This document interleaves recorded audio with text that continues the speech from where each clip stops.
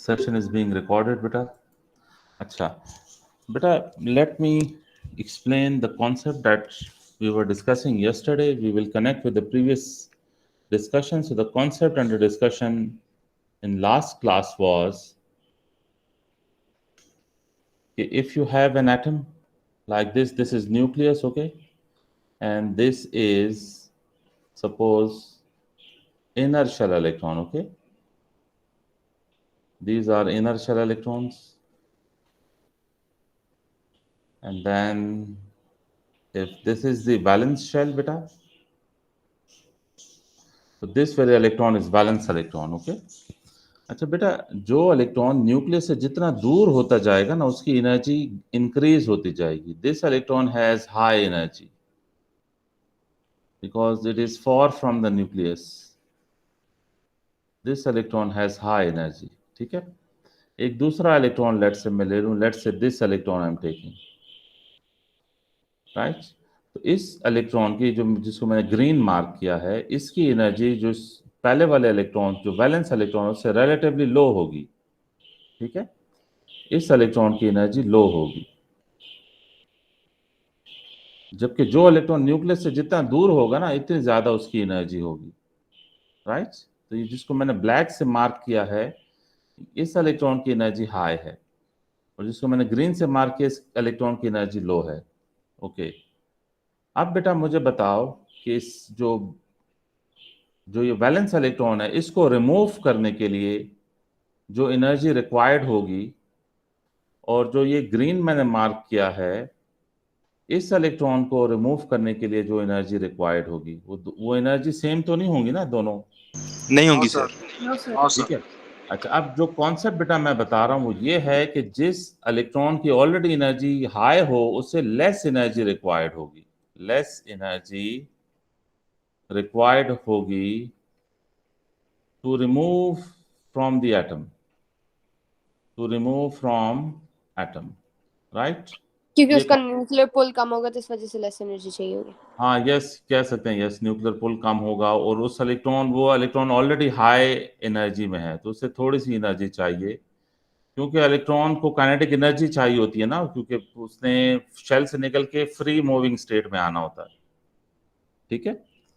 तो जो electron highly energetic है, उसे लेस एनर्जी रिक्वायर्ड है टू लीव द शेल, और जो इलेक्ट्रॉन लो एनर्जी है बेटा जिसकी, उसको रिक्वायर्ड है हाई एनर्जी. ठीक है. हाई एनर्जी रिक्वायर्ड है टू लीव द एटम. तो ये कॉन्सेप्ट बिल्ट हुआ बेटा. कल काफी कंफ्यूजन थी इस पॉइंट पे, तो मैंने कहा पहले ये कॉन्सेप्ट क्लियर करें, फिर हम जाएं. ये सबको क्लियर है बेटा? जी सर. ठीक है. जो बच्चे लेट ज्वाइन किए बेटा, उनको भी ये पॉइंट क्लियर हुआ? तो इसको बेटा हम रूल की फॉर्म में ऐसे लिख देते हैं कि high energy electron, high energy electron, ठीक है, वो रिक्वायर करेगा less energy, require less energy, right? ठीक है. और जो लो एनर्जी इलेक्ट्रॉन होगा, लो एनर्जी इलेक्ट्रॉन, वो रिक्वायर करेगा more energy, requires more energy, right? किसी का कोई क्वेश्चन बेटा या कंफ्यूजन जो कल थी? No sir. ओके. अच्छा, दूसरा बेटा कॉन्सेप्ट ये है, I will share this slide okay at the end. दूसरा कॉन्सेप्ट है, वो कॉन्सेप्ट भी सुने कि, सर आप सॉरी थोड़ा सा ऊपर कर सकते हैं? जी जी बेटा, आप बताएं. जिस आप लोग अगर लिख रहे हैं तो yes, obviously I have to show the slide. ठीक है. अच्छा, दूसरा कॉन्सेप्ट बेटा मैं जो स्टैब्लिश करूंगा, वो बेटा जब आप लिख लें फिर मुझे बताएं भी. लिख लिए सर. सर लिख लिया. ठीक है. सब बच्चे अगर लिख लेना तो ओके. जी लिख लिया सर. ठीक है. चलो. ओके ना बेटा, दूसरा कॉन्सेप्ट जो मैं यहाँ स्टैब्लिश कर रहा हूँ, concept, okay, you know what we mean by P3 बेटा, and what we mean by P4? अच्छा, P3 means कि subshell P has 3 electrons like this, 1 2 and 3, right? अच्छा, this subshell P4 has 4 electrons like this, 1, 2, 3 and 4, right? अच्छा, अब आप देखें इसमें P4 में one of the orbital is paired and the other two orbitals are unpaired, Unpaired. right? So if one orbital is paired, what happens? Spin pair repulsion develops. Spin pair repulsion develops here. While here no spin pair repulsion. No spin pair repulsion. अच्छा, spin pair repulsion beta only develops in that case when one orbital is paired and remaining orbitals are unpaired. Only in that case spin pair repulsion develops. Now spin pair repulsion को simple words में इसका meaning ये है कि ये जो pair है, ये pair will want कि एक इलेक्ट्रॉन इधर से remove हो जाए, because this pair will develop repulsion. Friction repulsion होगी between the two electrons. अगर एक ऑर्बिटल में पेयर हो और बाकी ऑर्बिटल्स अनपेयर्ड हो तो तब स्पिन पेयर रिपल्जन डेवलप होगी। और फिर स्पिन पेयर रिपल्जन की वजह से ये रिपल्जन विल रिक्वायर कि एक इलेक्ट्रॉन रिमूव हो जाए। तो स्पिन पेयर रिपल्जन की वजह से बेटा easy to remove electron from this paired orbital, यानी P4 से इलेक्ट्रॉन रिमूव करना इजी है, राइट? P4 से इलेक्ट्रॉन रिमूव करना क्यों इजी है? क्योंकि स्पिन पेयर रिपल्जन है। Yes, question? No sir. कोई क्वेश्चन नहीं है सर? बेटा? तो फिर D6 में भी हमारे पास जी, spin वेरी pair गुड बेटा, repulsion D6 में भी स्पिन पेयर रिपल्जन होगी, ठीक है? D6 में भी स्पिन पेयर रिपल्जन होगी। D has 5 orbitals like this and you need to place 6 electrons, 3, 4, 5 and 6. तो देखें एक ऑर्बिटल पेयर्ड है and the other orbitals are unpaired, so ये जो ऑर्बिटल है इससे इलेक्ट्रॉन रिमूव करना, इस इवन इस सबशेल से इलेक्ट्रॉन रिमूव करना इजी है because spin pair repulsion is present. Sir D7 में स्पिन पेयर रिपल्जन नहीं होगी? D8 में होगी बेटा, D8 में स्पिन पेयर रिपल्जन होगी, ठीक है? और S2 में नहीं होती स्पिन पेयर रिपल्जन, यानी कंसिडर नहीं करते हम। S2 में स्पिन पेयर रिपल्जन नहीं कंसिडर करते। स्पिन पेयर सर उसमें तो भी पेयर्ड इलेक्ट्रॉन्स है सर। उसमें भी D8 में क्यों होती है और D7 में क्यों नहीं होती? अच्छा, मैं बना देता हूँ बेटा। बेटा ये जो स्पिन पेयर रिपल्जन सिग्निफिकेंट इसलिए है P4 में और D6 में कि एक ऑर्बिटल पेयर्ड है और बाकी ऑर्बिटल्स अनपेयर्ड हैं। सर तो ये सिर्फ एक ऑर्बिटल के लिए? जी सर मतलब ये आपने जो भी बोला ना कि D7 में नहीं होता, D8 में होता है सर, तो उसमें तो भी पेयर्ड इलेक्ट्रॉन्स होते हैं ना? हाँ, मैं बताता हूँ। D7 is like this, D7 sorry F7। अच्छा, आप D7 का कह रहे हो बेटा? जी सर। अच्छा, D7 में बेटा चूंकि दो ऑर्बिटल्स 3, 4 and 5, सो 1, 2, 3, 4, 5, 6 and 7। अब दो ऑर्बिटल्स हैं जो कि पेयर्ड हैं और 3 ऑर्बिटल्स अनपेयर्ड हैं, तो ये actually in real time spin pair repulsion तो होगी लेकिन इफेक्टिव नहीं होगी, यानी हम काउंट नहीं करते। ये D6 में जो स्पिन पेयर रिपल्जन है ये मच ग्रेटर होगी, ठीक है? और ये D7 में इतनी ज्यादा नहीं होगी जितनी D6 में है। और सर तो सर D8 इसका मतलब है कि जी सर इसका मतलब है इसका मतलब ये है बेटा कि 1 पेयर हो, ठीक है, एक पेयर हो और बाकी रिमेनिंग सारे अनपेयर्ड हों, ठीक है? तो वो पेयर वाला ऑर्बिटल भी विल वांट कि वो भी अनपेयर्ड हो जाए। अगर एक पेयर्ड हो और बाकी अनपेयर्ड हो तब ये सिग्निफिकेंट रिपल्जन डेवलप होती है, उसको फिर हम नेम करते हैं spin pair repulsion. Spin pair repulsion आप स्पिन पेयर रिपल्जन उस वक्त बेटा यूज करें जब एक ऑर्बिटल पेयर्ड हो सब शेल का और बाकी ऑर्बिटल्स अनपेयर्ड हो, तो तब आप स्पिन पेयर का कॉन्सेप्ट अप्लाई करें। तो सर आपको मतलब है कि D7 को इसीलिए नहीं कंसीडर करते क्योंकि उसके 2 पेयर्ड हैं, तो इतनी इफेक्टिव रिपल्जन नहीं होती, तो हम इसलिए नो स्पिन रिपल्जन बोलते हैं। बिल्कुल ऐसा ही है। तो सर जैसे जैसे D का नंबर बढ़ता है उस तरह उसकी रिपल्जन जो होती है वो लेस इफेक्टिव होती जाती है। जी बिल्कुल ऐसा ही है। ये स्पिन पेयर रिपल्जन का जो टर्म है ना, ये अब तब यूज करेंगे जब एक ऑर्बिटल पेयर्ड हो और बाकी ऑर्बिटल्स अनपेयर्ड हो। फिर आप यूज करेंगे कि यहाँ स्पिन पेयर रिपल्जन है। सो ये रिपल्जन जो होती है किसके साथ होती है, बाकी अच्छा, इलेक्ट्रॉन्स के साथ? जी, जो दो इलेक्ट्रॉन्स ऑर्बिटल में है ना, उनकी म्यूचुअली रिपल्जन होती है। ये P4 को आप देखो बेटा, P4 को देखो तो इसके दो ऑर्बिटल्स तो अनपेयर्ड है ना, तो ये जो एक ऑर्बिटल पेयर्ड है ये भी चाहेगा कि अनपेयर्ड हो जाए, बाकियों की तरह हो जाए, अनपेयर्ड हो जाए। तो अब इस वजह से यहाँ रिपल्जन सिग्निफिकेंट होगी इस ऑर्बिटल में, क्योंकि इसके बाकी ऑर्बिटल अनपेयर्ड है। अब D6 ठीक है को बेटा देखो, D6 को देखो, बाकी सारे ऑर्बिटल्स अनपेयर्ड हैं और एक ऑर्बिटल पेयर्ड है, तो अब इधर यहाँ सिग्निफिकेंट रिपल्जन डेवलप होगी और ये ऑर्बिटल चाहेगा कि एक इलेक्ट्रॉन चला जाए इधर से। इस वजह से D6 से इलेक्ट्रॉन रिमूव करना इजी होगा। इसी तरह P4 से भी इलेक्ट्रॉन रिमूव करना इजी होगा, रिलेटिवली इजी होगा। और सर P5 में less effective spin pair repulsion होगी, राइट? D5 में या P5 में? P5। हाँ, P5 में, यस, उसको हम टर्म नहीं करेंगे क्योंकि उसमें दो ऑर्बिटल पेयर्ड हो जाएंगे। स्पिन पेयर रिपल्जन का टर्म आप तब यूज करोगे जब एक ऑर्बिटल पेयर्ड हो और बाकी सारे ऑर्बिटल्स अनपेयर्ड हो, तब आप यूज करोगे ये term spin pair repulsion, right? वरना सर इनसिग्निफिकेंट होगी। हाँ, वरना इनसिग्निफिकेंट होगी, यस, ठीक कह रहे हो, ठीक है। एक ऑर्बिटल बेटा पेयर्ड हो और बाकी ऑर्बिटल्स अनपेयर्ड हो, तब स्पिन पेयर रिपल्जन होगी। आपको ये पता है कि F सब शेल में कितने ऑर्बिटल्स होंगे बेटा? F सब शेल है 7 ऑर्बिटल्स, 1 2 3 4 5 6 एंड 7। अब बताओ स्पिन पेयर रिपल्जन के लिए F में कितने इलेक्ट्रॉन्स होने चाहिए? 8 इलेक्ट्रॉन।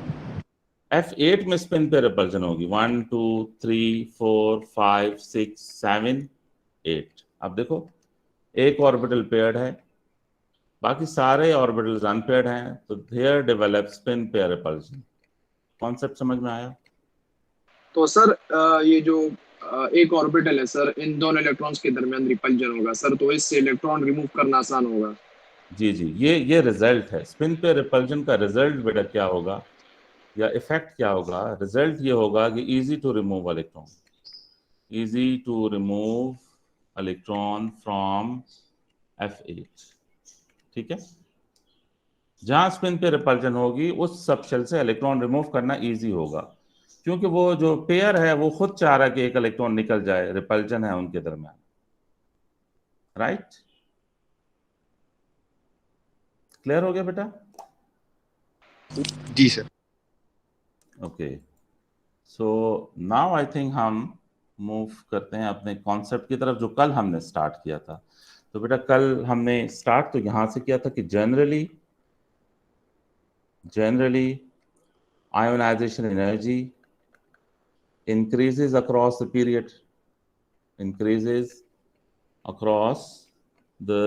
period, okay.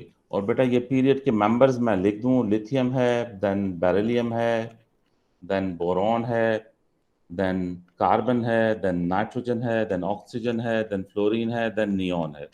अच्छा बेटा, चले मैं आपको इन डेप्थ, थोड़ी सी और डेप्थ में चले जाते हैं। अच्छा बेटा, मुझे देखें, अगर मैं एनर्जी प्रोफाइल डायग्राम ड्रॉ करूं for lithium, this is energy axis and this is lithium, here comes beryllium, sorry, this is energy axis, okay? So this is beryllium and then comes boron, energy axis, then comes carbon। चलें यहाँ तक ले लेते हैं carbon को, और ये energy axis है, and then comes nitrogen, oxygen तक ले लेते हैं, and this is energy axis and this is oxygen, okay. अच्छा बेटा, अब मुझे बताओ, लिथियम का प्रोटॉन नंबर 3 है, तो 1s में कितने इलेक्ट्रॉन्स होंगे? 2, और 2s में इलेक्ट्रॉन होंगे 1, राइट? बेरिलियम में 1s2 and then 2s2, right? ये जो स्पिन पेयर रिपल्जन का कॉन्सेप्ट है ना, वो s के लिए नहीं है। s ऑर्बिटल में हम स्पिन पेयर रिपल्जन का कॉन्सेप्ट अप्लाई नहीं करते, क्योंकि मैंने बताया ऊपर कि एक ऑर्बिटल पेयर्ड और बाकी ऑर्बिटल्स अनपेयर्ड हो, तो तब स्पिन पेयर रिपल्जन का टर्म हम यूज करेंगे। अच्छा, अब बेटा देखो, लिथियम का प्रोटॉन नंबर 3 है, बेरिलियम का प्रोटॉन नंबर 4 है, तो न्यूक्लियर पुल बेरिलियम ज्यादा डेवलप करेगा। ठीक है, न्यूक्लियर पुल बेरिलियम का ज्यादा होगा, तो आयोनाइजेशन एनर्जी इसकी ज्यादा होगी बेरिलियम की लिथियम से। समझ आई बेटा? जी जी सर। सर। यानी कि ionization ionization energy ionization energy greater होगी बेरिलियम की, ठीक है, जी लिथियम से। लिथियम और बेरियम में बेरिलियम की आयोनाइजेशन एनर्जी ग्रेटर होगी, ग्रेटर आयोनाइजेशन एनर्जी होगी बेरिलियम की देन लिथियम। ठीक है, अगला पॉइंट जरा गौर से देखें।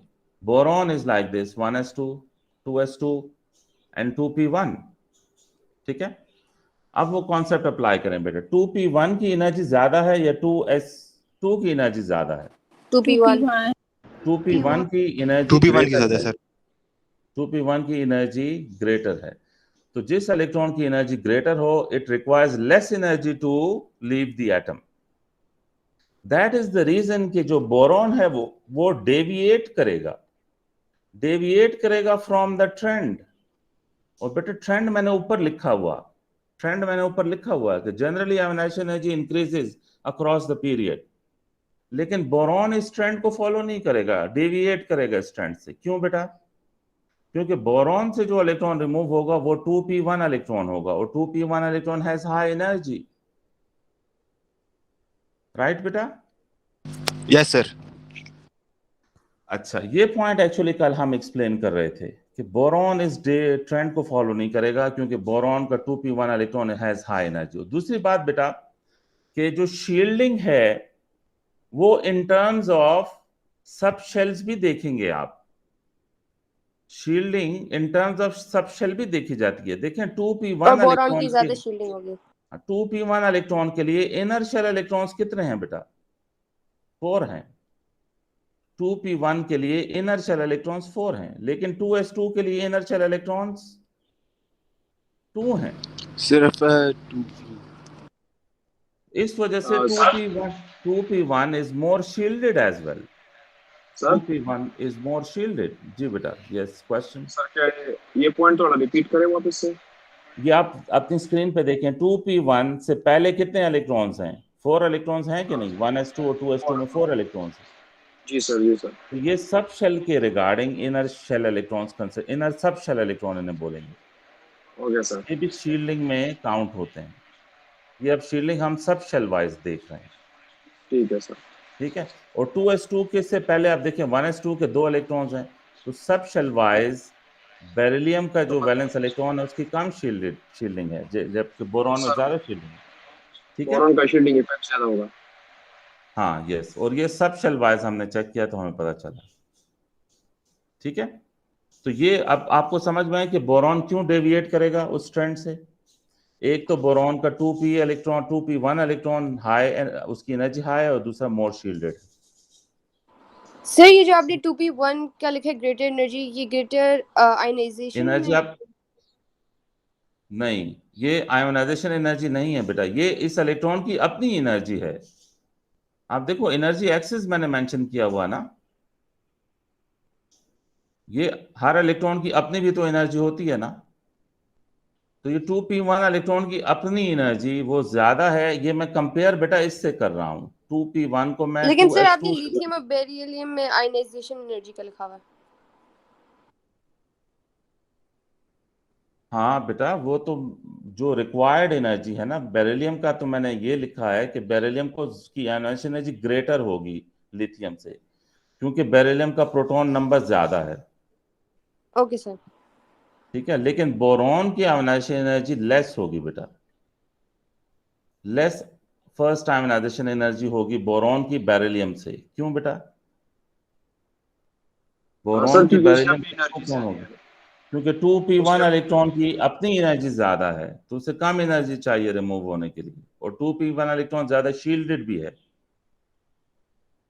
बेटा कंफ्यूजन है तो जरूर क्वेश्चन करें, ओके, बार बार क्वेश्चन करें। No confusion? तो हाँ सर सर। अच्छा सर कार्बन में कैसे होगा? यस, कार्बन का मैं बताता हूं जी बेटा।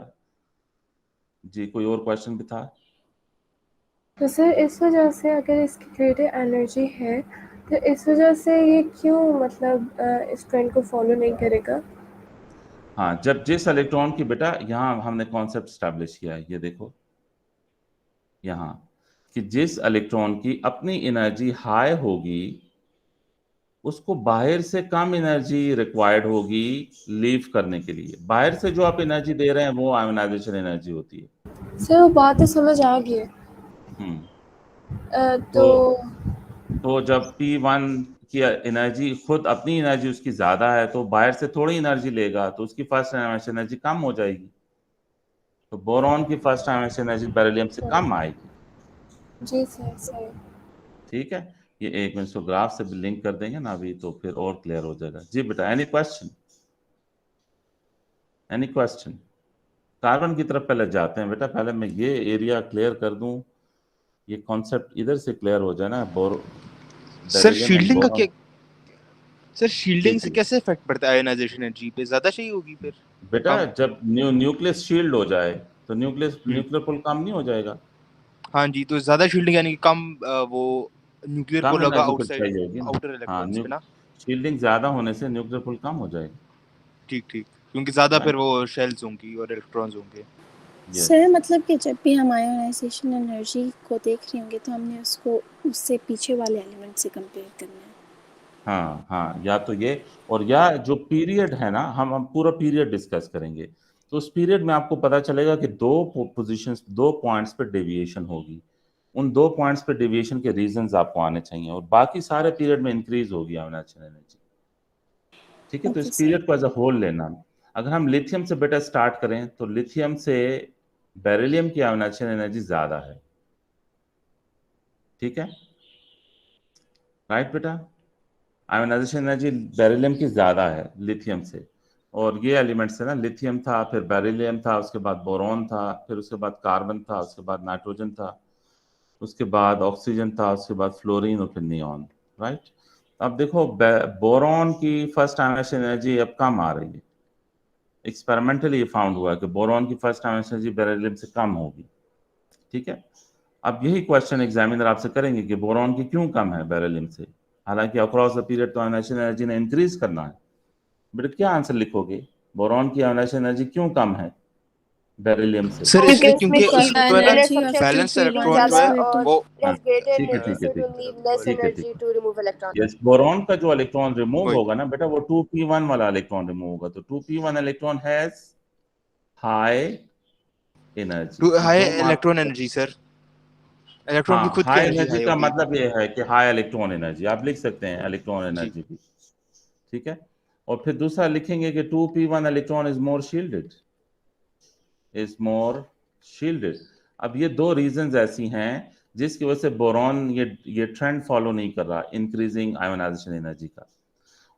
राइट बेटा, ठीक है, लेकिन आपसे क्वेश्चन ये भी कर सकते हैं बेटा कि बेरिलियम की क्यों ग्रेटर है लिथियम से? लिथियम का प्रोटॉन नंबर 3 है, बेरिलियम का सर प्रोटॉन क्योंकि नंबर उसमें 4 है। प्रोटॉन नंबर ज्यादा है। हाँ शाबाश। बेरिलियम की बेटा ये क्वेश्चन भी कर सकते हैं कि बेरिलियम की आयोनाइजेशन एनर्जी लिथियम से क्यों ग्रेटर है? तो आप बोलेंगे कि इन बेरिलियम, ठीक है, न्यूक्लियर पुल इज ग्रेटर या proton number is greater, more protons. Beryllium में बेटा मोर प्रोटॉन्स, और बेरिलियम का रेडियस भी स्मॉलर है। ठीक है, एंड स्मॉलर रेडियस। समझ आई बेटा, बेरिलियम का प्रोटॉन नंबर ज्यादा है और रेडियस स्मॉलर है जिसकी वजह से न्यूक्लियर पुल ग्रेटर हो जाएगा और बेरिलियम की आयोनाइजेशन एनर्जी लिथियम से ज्यादा होगी। ठीक है, अच्छा बेटा, उसके बाद कार्बन को बेटा आपने यहां लेना है बेरिलियम से भी ज्यादा। कार्बन की फर्स्ट आयोनाइजेशन एनर्जी ग्रेटर होगी क्योंकि हमने पढ़ा है कि across the period ionization energy ने इंक्रीज करना है। राइट, अब अगर आपसे कार्बन का क्वेश्चन पूछें तो आप क्या आंसर करोगे कार्बन के लिए कि कार्बन की सर क्योंकि बोरॉन से क्यों बेटर है? जी बेटा, कार्बन का प्रोटॉन नंबर 6 है, बोरॉन का प्रोटॉन नंबर 5 है, तो कार्बन में मोर प्रोटॉन्स हैं, मोर प्रोटॉन्स। वही आंसर है कार्बन और बोरॉन का जो आंसर आपने बेरिलियम और लिथियम का लिखा। तो carbon has more protons and smaller radius, carbon का रेडियस स्मॉलर होगा। समझ आई बेटा? इसलिए जी सर। जो जो आयोनाइजेशन एनर्जी इंक्रीज हो रही है उनका आंसर सेम है, कॉमन आंसर है। आपने ये 2 पॉइंट्स लिखने हैं, smaller radius, greater proton number, जिसकी वजह से आयोनाइजेशन एनर्जी इंक्रीज हो रही है। ठीक है, कार्बन के बाद nitrogen will be taken hair.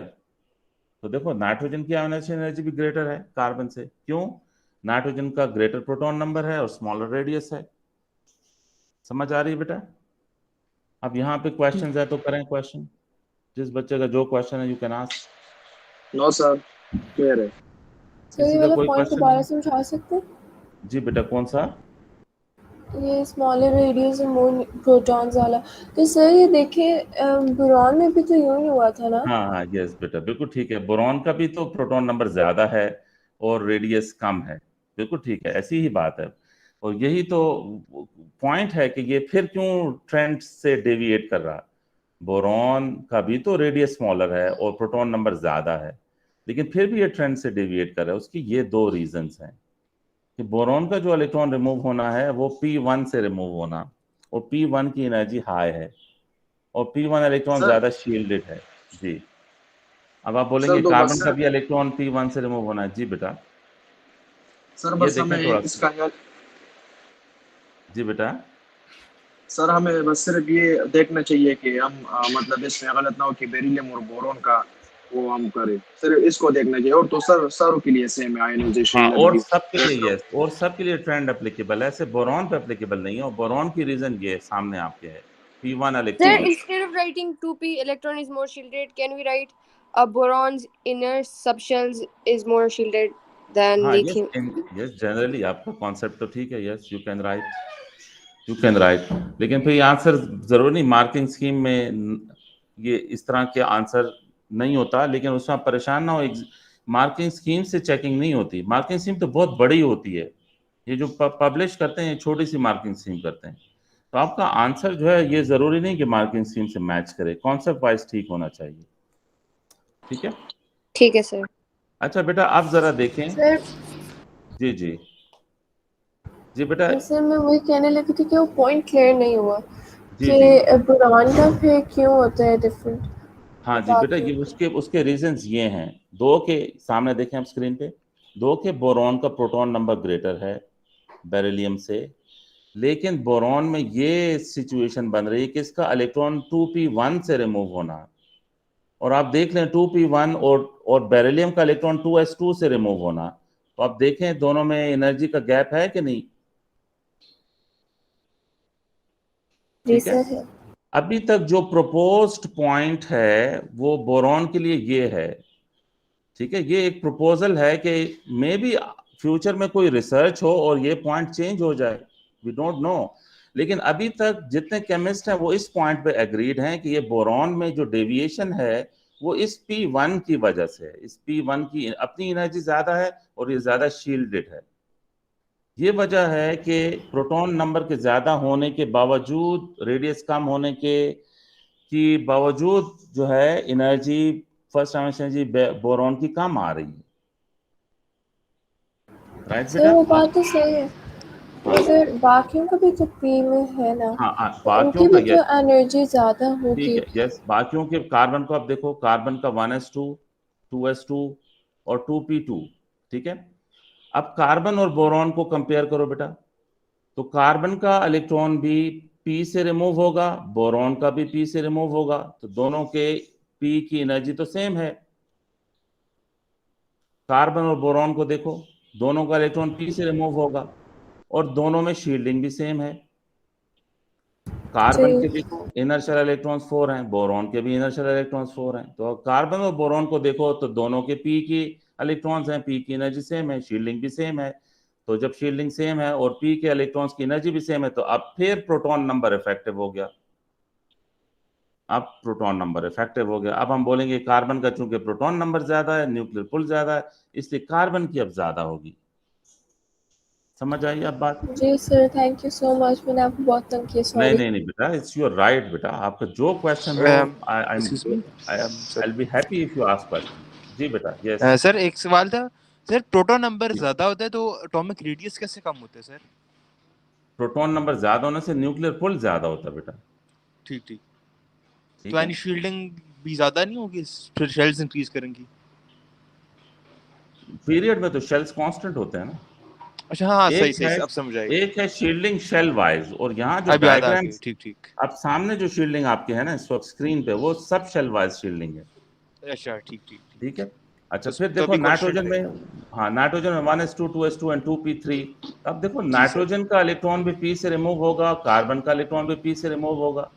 सही सही वंस सही। अगेन सब शेल वाइज नाइट्रोजन में उतनी ही शील्डिंग है जितनी कार्बन में है। हम्म, तो अब प्रोटॉन नंबर फिर इफेक्टिव हुआ। समझ अब आ रहा प्रोटॉन नंबर फिर इफेक्टिव, अब हम बोलेंगे कि जी नाइट्रोजन का प्रोटॉन नंबर ज्यादा है, इसलिए न्यूक्लियर पुल ज्यादा होगा, इस वजह से नाइट्रोजन की आयोनाइजेशन एनर्जी ग्रेटर होगी। है। ठीक ठीक, समझ आई थैंक यू बेटा? सर, समझ आ गया, थैंक यू सर। अच्छा, लेकिन अब ऑक्सीजन को देखो बेटा, ऑक्सीजन को देखो 1s2 2s2 and 2p4। 2p4 और 2p4 का अभी हमने पढ़ा, क्या पढ़ा 2p4 स्पिन का? पेयर रिपल्जन होगी। हाँ, p4 जब होगा तो स्पिन पे रिपल्जन होगी कि नहीं? अब यहाँ जी स्पिन सर। पे रिपल्जन आ रही है। अब स्पिन पे रिपल्जन की वजह से भी कम एनर्जी चाहिए होती है इलेक्ट्रॉन को रिमूव करने के लिए। ऑक्सीजन में देखो स्पिन पे रिपल्जन आ रही है। जब ऑक्सीजन में स्पिन पे रिपल्जन आ रही है तो ये जो ग्राफ होगा बेटा, ये ग्राफ फिर ऑक्सीजन के लिए, अब ऑक्सीजन भी डेविएशन दिखाएगा। ये देखो, तो दो पोजीशंस पे डेविएशन आ रही है, एक बोरॉन ने दिखाई और दूसरी ऑक्सीजन ने दिखाई। लेकिन ऑक्सीजन की डेविएशन की रीजन डिफरेंट है बेटा। ऑक्सीजन में है स्पिन पे रिपल्जन, और स्पिन पे रिपल्जन से इलेक्ट्रॉन रिमूवल बिकम्स इजी। तो ऑक्सीजन अब डेविएट कर रहा है स्ट्रैंड से, राइट बेटा? सर तो इसका रीजन सर ये इसका क्या कोई है और रीजन नहीं है? सर? इसका रीजन ये है, स्पिन पे रिपल्जन 2 मार्क का क्वेश्चन होगा। 1 मार्क आप ये लिखोगे कि लास्ट सबशेल ऑक्सीजन का p4 है, 2p4 है, ये आप बताओगे। 2p4 जो है वो लास्ट सबशेल है, या इलेक्ट्रॉनिक कन्फिग्रेशन कर देना, या कंप्लीट इलेक्ट्रॉनिक कन्फिग्रेशन कर दो, या ये लिख दो 2p4 लास्ट सबशेल है। 1 मार्क इसका देंगे, 1 मार्क स्पिन पे रिपल्जन का देंगे। तो ये 2 मार्क सर का क्वेश्चन होगा जी। तो सर अगर ये पूछा जाए कि नाइट्रोजन या ऑक्सीजन क्यों डिविएट हो रहे हैं, मतलब ये क्यों नीचे, सर नाइट्रोजन तो से हम ऑक्सीजन क्यों सर डेविएट हो रहा है, या तो ऑक्सीजन स्पिन की पेयर कम रिपल्जन ग्रेटर है, तो नहीं जिसकी आप वजह से बोलेंगे, इलेक्ट्रॉन रिमूवल आसान होगा। नहीं आप बोलेंगे ऑक्सीजन में स्पिन पे रिपल्जन है, जिसकी वजह से अच्छा, it is easier electron to removal remove आसान इलेक्ट्रॉन फ्रॉम ऑक्सीजन। हो गया सर, ठीक है। और दूसरा रीजन सर ये वाला 2p4 दूसरा रीजन लास्ट ये सबसेल। लिखें कि 2p4 is the last subshell in oxygen, या ऑक्सीजन की इलेक्ट्रॉनिक कन्फिग्रेशन लिख दें, हो गया सर। या तो ऑक्सीजन की इलेक्ट्रॉनिक कन्फिग्रेशन कंप्लीट लिख दें, ठीक है, और या सिर्फ ये लिख दें कि 2p4 जो है वो लास्ट सबशेल है, और फिर 2p4 में स्पिन पे रिपल्जन है, ये मेंशन कर दें, राइट? ठीक है। अच्छा, और बेटा उसके बाद फिर फ्लोरीन है, तो फ्लोरीन की ionization energy is greater than nitrogen. Oxygen nitrogen दोनों से ग्रेटर है। अब ये फ्लोरीन उस ट्रेंड को फॉलो कर रहा है, ठीक है। नियॉन भी ट्रेंड को फॉलो कर रहा है, नियॉन की। तो अब आप देखें लिथियम से नियॉन आयोनाइजेशन एनर्जी इंक्रीज हुई कि नहीं? लिथियम से नियॉन देखें, ये दरमियान में जी डेविएशन को सर, छोड़ें और लिथियम और नियॉन को देखें, तो इंक्रीज तो हो रही है इंक्रीज ना हो रही है पीरियड सर। में। लेकिन सिर्फ जी दो सर। एलिमेंट सिर्फ दो एलिमेंट्स है जिन्होंने इस इंक्रीजिंग ट्रेंड को फॉलो नहीं किया। एक बेरिलियम एलिमेंट और था ऑक्सीजन। एक एलिमेंट बोरॉन और ऑक्सीजन, राइट? अच्छा बोरॉन कर रहा है, नहीं हाँ बोरॉन और ठीक ठीक, ऑक्सीजन ने सर फॉलो बोरॉन नहीं कर रहा है, सॉरी। किया। जी जी बेटा, सर मतलब कि अगर हम किसी और पीरियड की भी बना रहे हो शाबाश ये शाबाश ग्राफ, जी तो फिर हमारे पास ग्रुप नंबर 16 में हमेशा एलिमेंट जो होगा वो जी नीचे बेटा, आपका नाम क्या है? मैं आपका नाम पूछ सकता? महानूर। अच्छा शाबाश बेटा, मैं तो एक तो अप्रिसिएशन आपको कि बहुत अच्छी आपकी प्रेडिक्शंस हैं। इससे पहले भी आपने कमेंट किया, वो बहुत अच्छा कमेंट था, और ये भी। यस बेटा, जो ट्रेंड हमने पीरियड 2 में पढ़ रहे हैं, यही ट्रेंड पीरियड 3 में एप्लीकेबल होगा, यही पीरियड 4 में एप्लीकेबल होगा, यही पीरियड 5 में एप्लीकेबल होगा, सारे पीरियड्स में यही ट्रेंड एप्लीकेबल होगा। जो ट्रेंड आयोनाइजेशन एनर्जी का हमने यहाँ इस सेकंड पीरियड में पढ़ा, ये बाकी सारे पीरियड में भी इसी तरह एप्लीकेबल होगा, राइट? Okay sir. यस बेटा। सर कल से स्कूल्स खुल रहे हैं? या मंडे से खोलेंगे? बेटा गवर्नमेंट ने तो अलाउ कर दिया, अब स्कूल की तरफ से अभी मेरे ख्याल में कोई मैसेज नहीं आया, तो वेट टिल इवनिंग, शाम तक कोई स्कूल अनाउंस कर देगा कि क्या करना है। अच्छा सर, असल में अच्छा, बात ये है कि मैंने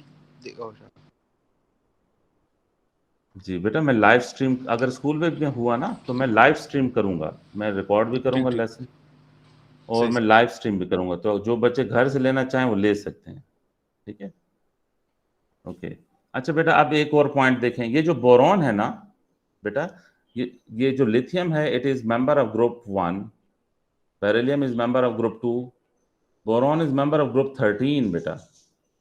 ठीक है, carbon is member of group 14, nitrogen is group 15, oxygen is group 16, then group 17 and then group 18. तो बेटा every member of group 13 will deviate like this, जैसे बोरॉन ने डेविएट किया, और every member of group 16 भी डेविएट करेगा। ठीक है, जैसे ऑक्सीजन ने डेविएट किया। राइट बेटा, एक मिनट जी मैं सर। इसको यहाँ आपको बताऊं कि जो आपको मैंने बताया था ना, ग्रुप 1, फिर ग्रुप 2, फिर जो ग्रुप 13 होते हैं ना, जितने ग्रुप 13 हैं उनका last subshell will be P1। ठीक है, और जो ये S2 वाले होंगे इनका last subshell will be S2।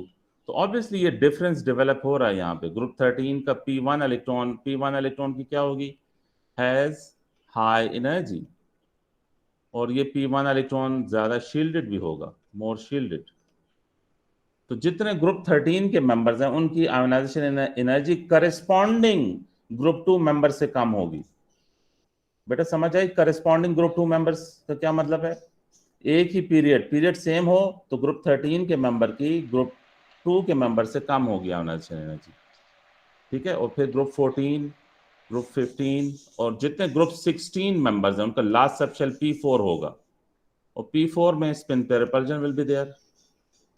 Right बेटा, spin pair repulsion will be there in group 16, और फिर ग्रुप 17 और ग्रुप 18। तो डेविएशन बेटा कहाँ कहाँ होगी, ग्रुप 13 का जो मेंबर है वो डेविएट करेगा, ग्रुप 16 का जो मेंबर है वो डेविएट करेगा, और बाकी ionization energy increases across the period. समझ आई, ये जी समरी है सर। सारी की। जी बेटा, समझा कि सर। ये समरी है सारे डिस्कशन की, सोचें, इसे एब्जॉर्ब करें। If you have question you can ask.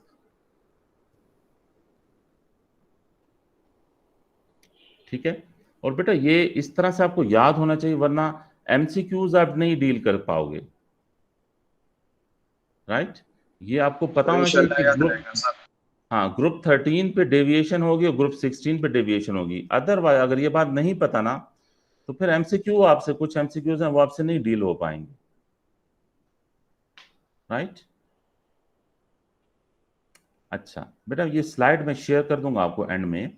मुझे जरा आप बताएं मेरे साथ कि अगर if I take it like this is first ionization energy, right, and proton number will be there on x-axis, and let me begin with lithium. Okay, so this is lithium, then comes beryllium। जी बेटा, boron की आपको पता है ना कम reason, होगा sir. Lower. Detail से जी discussion sir. की हमने। ठीक है, फिर कार्बन की ग्रेटर है, फिर कार्बन, फिर फिर नाइट्रोजन की भी ग्रेटर है, फिर ऑक्सीजन में, ऑक्सीजन नाइट्रोजन में डिप ऑक्सीजन की आएगा कम सर, होगी। हाँ डिक्रीज हो जाएगा। स्लाइड डिप होगा बेटा, स्लाइड डिप होगा।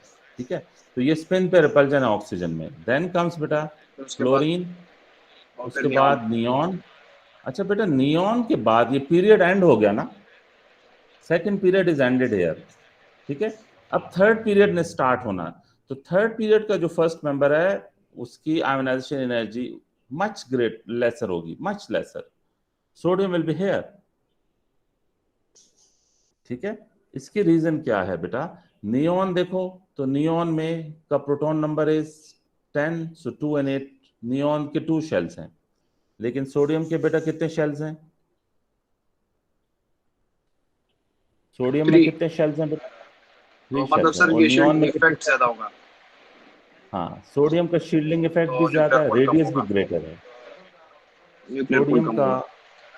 सोडियम का बेटा हैज ग्रेटर रेडियस, क्योंकि शेल ज्यादा है ना। सोडियम का रेडियस भी ग्रेटर है और सोडियम में शील्डिंग भी ग्रेटर है, हैज ग्रेटर